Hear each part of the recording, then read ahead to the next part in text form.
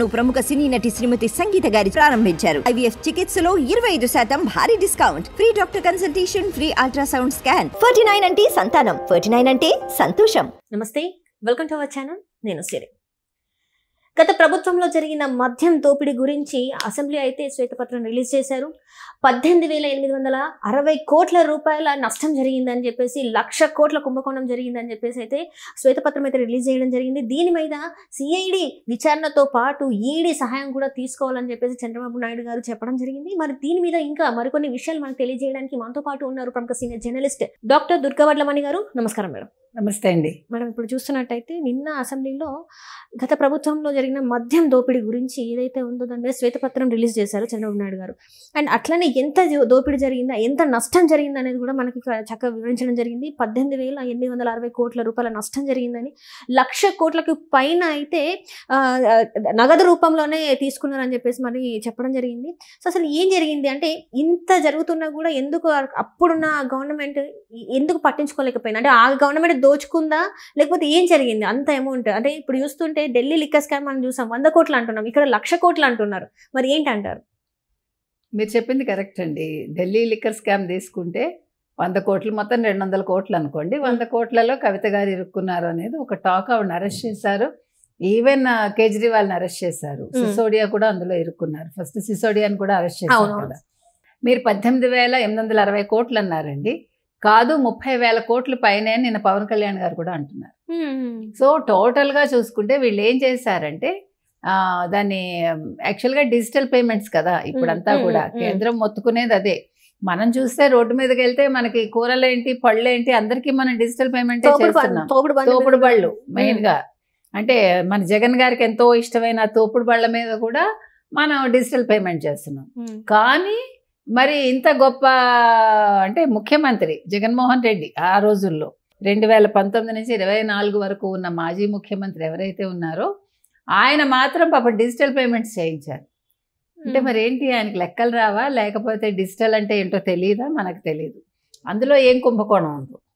So మొత్తానికి ఆయన చేసిన పని ఏంటంటే, మద్యం కుంభకోణం ఎందుకు వచ్చిందంటే, వాళ్ళు ప్రతిరోజు డబ్బులే తీసుకోవటం, పేమెంట్స్ అని తాగిన వాళ్ళు డబ్బులు ఇచ్చేస్తారు. ఇచ్చాక వెంటనే దాన్ని గవర్నమెంట్కి పంపించాలి కదా. ఈ రోజు ఎంత వచ్చింది, ఆదాయ వ్యయాలు పట్టిక ఉంటుంది కదా. రాత్రి అయ్యేసరికి దాని లెక్కలు తేల్చాలి. పొద్దున్న నుంచి సాయంకాలం వరకు టైం బౌండ్ ఉంటుంది. అది వాళ్ళు అలా చేయలేదు. చేయకుండా 4 రోజుల తర్వాత కొంత గవర్నమెంట్కి, మిగిలిందంతా ఎవరికి వెళ్తుంది? జగన్మోహన్ రెడ్డి గారికి.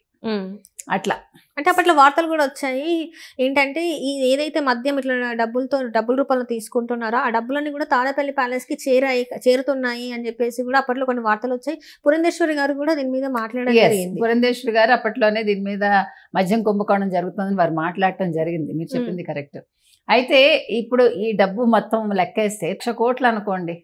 ఓకే, ఇంచుమించు మొత్తం అంటే ఆ ప్రతి పైసా లెక్కేస్తే 1,00,000 కోట్లు దాటుతుందేమో కూడా. 1,00,000 కోట్లు మద్యం కుంభకోణం జరిగితే నిన్న 4వ శ్వేతపత్రం అది విడుదల చేశారు చంద్రబాబు నాయుడు గారు. ఆల్రెడీ 3 అయిపోయాయి. దీన్ని భయపడి దీనికి ఆయన శాసనసభకి రాకుండా జగన్మోహన్ రెడ్డి ఢిల్లీ వెళ్ళి ధర్నా చేస్తున్నాడు. మీకు అర్థమైందా? అంటే ఎక్కడ ప్రశ్నలు అడుగుతారు దీని మీద అని చెప్పి తప్పించుకోవడానికి ఇట్లాంటివన్నీ. ఇప్పుడు ఆ 3 శ్వేతపత్రాలకే ఆన్సర్ ఇవ్వాలి. ముఖ్యంగా ఈ మద్యం కుంభకోణం ఏదైతే ఉందో ఇది చాలా పెద్దది కదా స్కామ్. మరి ఒక కవిత, ఒక కేజ్రీవాల్, ఒక సిసోడియా వీళ్ళు పట్టుబడ్డప్పుడు మరి జగన్మోహన్ రెడ్డిని ఏం చేయాలి? ఆయనకి వెంటనే జైల్లో వేయాలి కదా. ఇవన్నీ కూడా అసలు మొత్తం ఇందులో ఇరుక్కున్న వాళ్ళందరూ ఎవరు, ఈ అధికారులు, అవి కూడా చూడాలి. దీని వెనకాల ఎవరి కుంభకోణం ఉంది. మొత్తం డిస్టిలరీస్ అన్ని మూయించేసి గత ప్రభుత్వంలో ఉన్న అంతకు ముందున్న మంచి మంచి బ్రాండ్స్ అంతా మార్కెట్లోకి రాకుండా చేసి, ఈ జే బ్రాండ్ ఏదైతే ఉందో వీళ్ళు 38 రకాలు మద్యాలు బయటకు తీసుకొచ్చి, ఆ మద్యాలు కూడా ఎలాగా, ఇప్పుడు మద్యం తయారీ అనేది ఒక సిస్టమ్ ఉంటుంది కదా. ఇప్పుడు మద్యం తయారయ్యాక దానికి కొంచెం టైం ఉంటుంది అన్నమాట. వెంటనే మార్కెట్లోకి విడుదల చేయరు. అది దాన్ని ఏమంటారు, పులియబెడ్డం, వాట్ ఎవర్ మనకు తెలియదు ఎగ్జాక్ట్ ప్రాసెస్ ఏదైతే ఉందో. ఆ ప్రాసెస్లో ఇంకొంచెం రోజులు దాన్ని ఉంచాలి. అప్పుడే ఆ మద్యం కరెక్ట్గా తయారవుతుంది అనమాట. అలా చెయ్యకుండా వీళ్ళు హడావుడిగా మార్కెట్కి పంపించేసేవారు.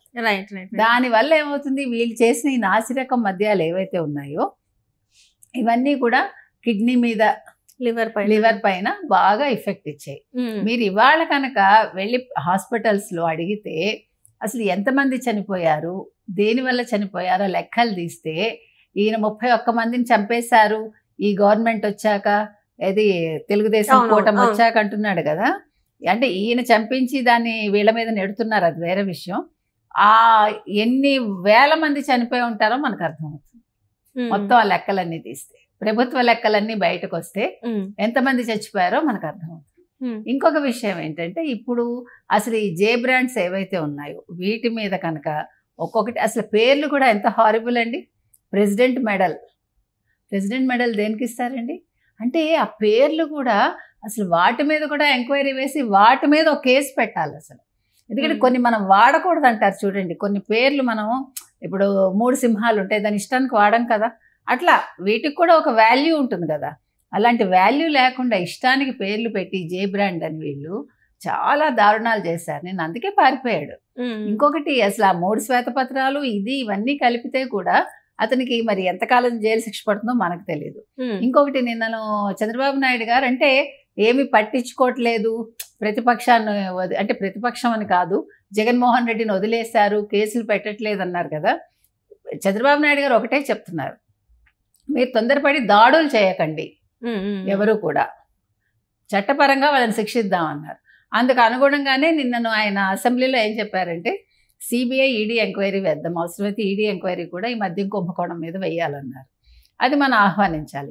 ఇంకొక పెద్ద విషయం ఏంటంటే ఇప్పుడు ఈ మద్యం ఏదైతే ఉందో ఇది కొనుక్కొని తాగలేకంటే 10 రూపాయలది 20 రూపాయలది వాళ్ళు 200కి అమ్మారంటే చూడండి ఎంత లాభం వాళ్ళకి. అది కొనుక్కుని తాగలేక లేకపోతే అది తాగిన కిక్కు రావట్లేదు వాళ్ళకి. దానికోసం ఈ గంజాయికి అలవాటు పడ్డారు.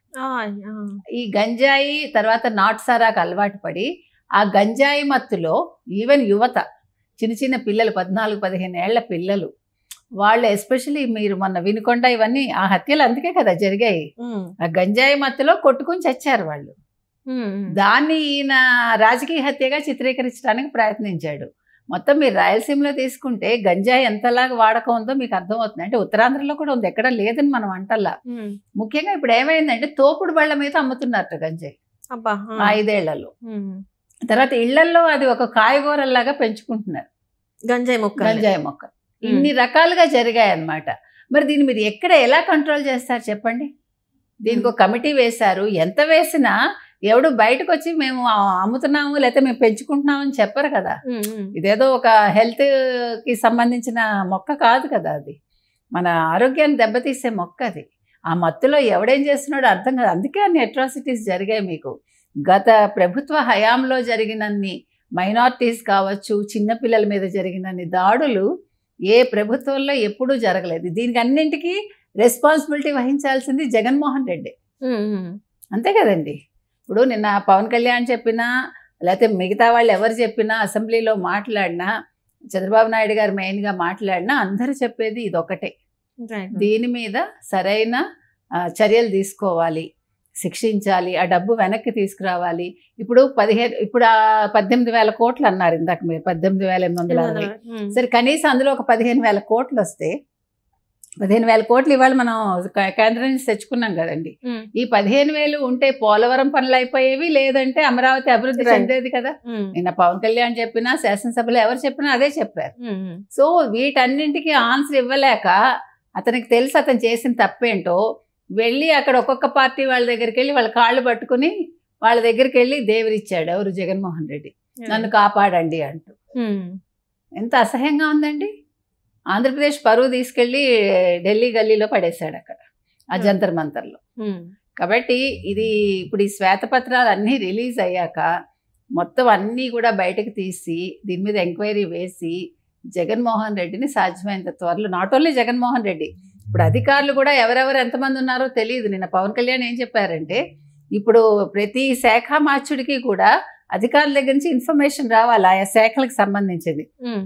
గతంలో ఏం జరిగింది, ఎంత ఆదాయం ఉంది, ఎంత వ్యయం ఉంది, ఎక్కడెక్కడ అప్పులు ఉన్నాయి, లేకపోతే ఆదాయం ఉందో ఇవన్నీ చెప్పాలి కదా పట్టిక.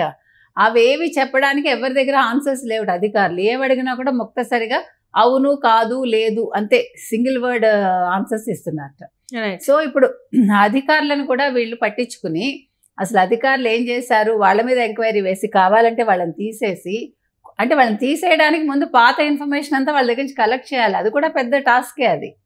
ఎందుకంటే వాళ్ళందరూ ఇంకా జగన్ మనుషులు చాలా మంది ఉన్నారు అందులో. మీకు చిన్న స్థాయి నుంచి పై స్థాయి వరకు ఎంతమంది ఉన్నారో తెలియదు మనకి. సో ఇవన్నీ కూడా అంటే చాలా కాంప్లికేటెడ్గా ఉంది ప్రభుత్వానికి, ప్రభుత్వం నడపడానికి.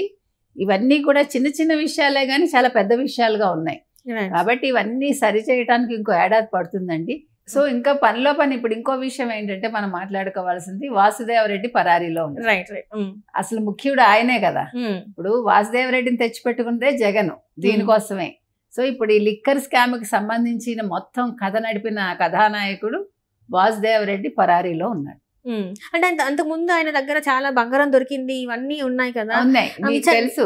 విచారణ కూడా జరిపించాలి, ఆయన అన్ని కూడా బయట పెడతారా అన్నారు. మరి ఎట్లా పరారైపోయారు మరి ఇలాంటి ఇదంతా జరిగిన తర్వాత? అంటే దాంకుంటాడు ఏముంది. ఇప్పుడు మరి తాడేపల్లి ప్యాలెస్ లో ఉన్నారో ఎక్కడున్నారో మనకు తెలియదు. అప్పుడు వారం రోజులు ఆయన మీద సోదాలు జరిగాయి, చాలా బయటకు వచ్చాయి, అన్ని దొరికాయి. ఇప్పుడు ఇంకొక చిన్న విషయం ఏంటంటేనండి, ఇప్పుడు తెలుగుదేశం కూటమి చేయాల్సిన పెద్ద పని ఏంటంటే, ప్రతి ఫైల్స్ ఉండే చోట ముందు అర్జెంటుగా సీసీ కెమెరాలు పెట్టడమే కాకుండా ఒక మంచి టీములను పెట్టాలి. ఎందుకంటే లేకపోతే దగ్ధమైపోతాయి. అది ఏది ఏమైనా ప్రజలు కూడా కొంచెం ఓపిక పట్టాలి. వెంటనే చర్యలు తీసుకోలేదని అనుకోకుండా కొంచెం వాళ్ళకు కూడా అవకాశం ఇస్తే బాగుంటుంది. Right madam, right. Thank you so much.